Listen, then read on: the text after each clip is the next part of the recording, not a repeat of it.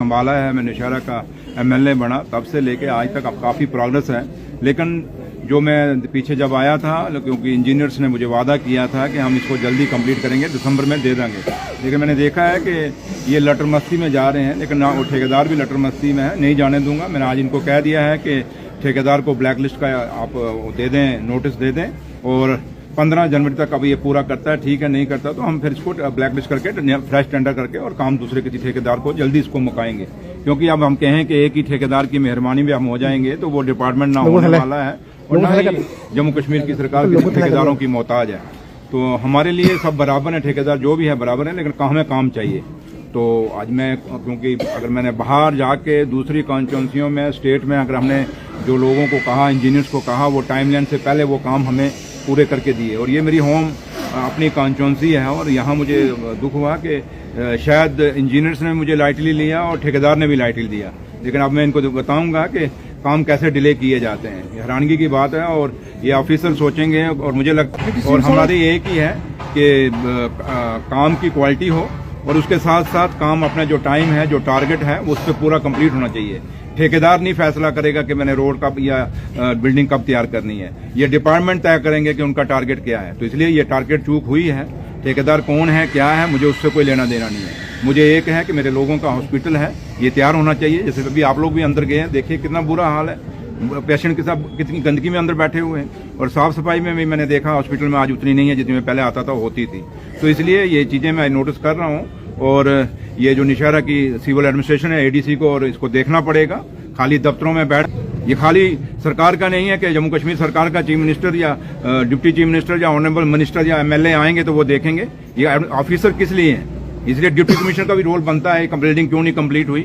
अगर ये हॉस्पिटल चाहे सुंदरवानी का है चाहे नौशहरा का है, डिप्टी कमिश्नर ने क्या एक्शन लिया? अगर आज मैं आके यहाँ देख रहा हूँ काम नहीं, तो डिप्टी कमिश्नर रजौरी ने क्या एक्शन लिया है, एडीसी नौशहरा ने क्या एक्शन लिया है, एडीसी सुंदरवानी ने क्या एक्शन लिया है? ये चीजें बर्दाश्त नहीं की जाएंगी। कोई ये सोचेगा कि मुझे कोई मेरे पीछे कोई बैठा है तो हम जो कहेंगे वो करेंगे, वो नहीं होने देंगे। इसलिए ये सख्ती से मैं आज कह के जा रहा हूँ, मेरी कॉन्स्टिट्यूंसी है ना, भी मेरी कॉन्स्टिट्यूंसी हो, ये मेरा फर्ज है एज ए गवर्नमेंट का एक रिस्पॉन्सिबल आदमी होने के नाते कि काम टाइम पर होने चाहिए और जल्दी होने चाहिए। इसलिए कुछ चीजें मैंने आज की हैं। ये जो आज जो नौशहरा में मैं देख के जा रहा हूँ, हॉस्पिटल के अंदर जो गंदगी और जो काम जो नहीं हो रहे, डिले हो रहे हैं, इन चीजों को, और कोई ये सोचेगा कि नौशहरा में काम डिले करने की कोशिश करेंगे तो वो कभी नहीं होगा। जो ठेकेदार मोनोपोली बनाने की कोशिश करेगा, हम उस ठेकेदार को ब्लैक लिस्ट कर देंगे। ऑफिसर को मोनोपोली करने की कोशिश करेगा, उस अफसर के खिलाफ भी सख्त से सख्त कार्रवाई की जाए। पिछले एक साल में देखा जाए कि नौशहरा जंगल चौक से अपना गुजराल चौक से शांतिनगर रोड का, लेकिन तो पाइपलाइन के इशू की वजह से काम डिले हो रहा है।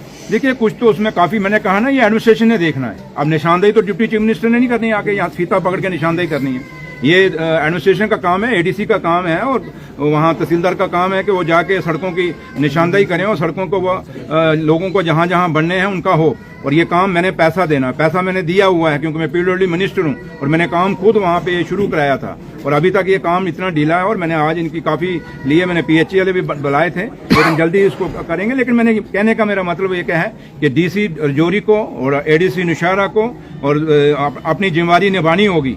खाली ये नहीं कि दफ्तरों में बैठ के आप पॉलिटिक्स करेंगे, पॉलिटिक्स हम लोगों ने करनी है। ऑफिसरों का काम राजनीति करना नहीं है या किसी राजनीति के साथ चलना है, ये ऑफिसरों का काम नहीं है।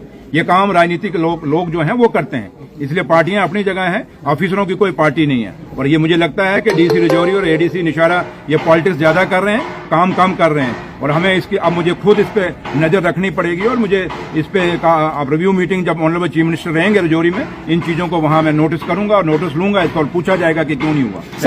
और उस यूनिवर्सिटी के चेयरमैन भी एलजी साहब हैं, उमर अब्दुल्ला सरकार का उसका कोई लेना देना नहीं है।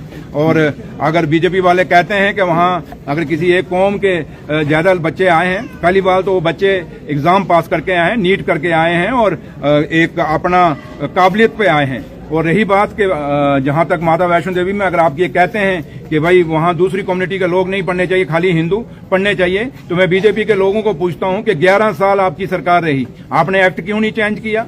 और 11 साल में बीजेपी और पीडीपी की सरकार रही, उसके बाद एलजी सरकार रही, और आपके खुद के यहाँ का एक लीडर जिसने कहा था कि एलजी साहब हमारे हैं, हमारी सरकार के हैं, तो ये सरकार भी उन्हीं की हुई, तो उन्होंने क्यों नहीं उसमें कराया? लेकिन आप बीजेपी वालों को पूछिए कि जो एजिटेशन आप कर रहे हैं, अगर उमर अब्दुल्ला सरकार का ना हम वाइस चांसलर लगा सकते हैं, ना हम उस श्राइन बोर्ड के चेयरमैन हैं, तो बताइए फिर एजिटेशन किसके खिलाफ है? इसका मतलब वो एलजी साहब के खिलाफ एजिटेशन कर रहे हैं। लेकिन बीजेपी कंफ्यूज्ड है और सिर्फ वो ड्रामे कर रही है और ड्रामों के साथ जम्मू कश्मीर को चलाना चाहती है, क्योंकि जम्मू के लोगों का कुछ नहीं किया।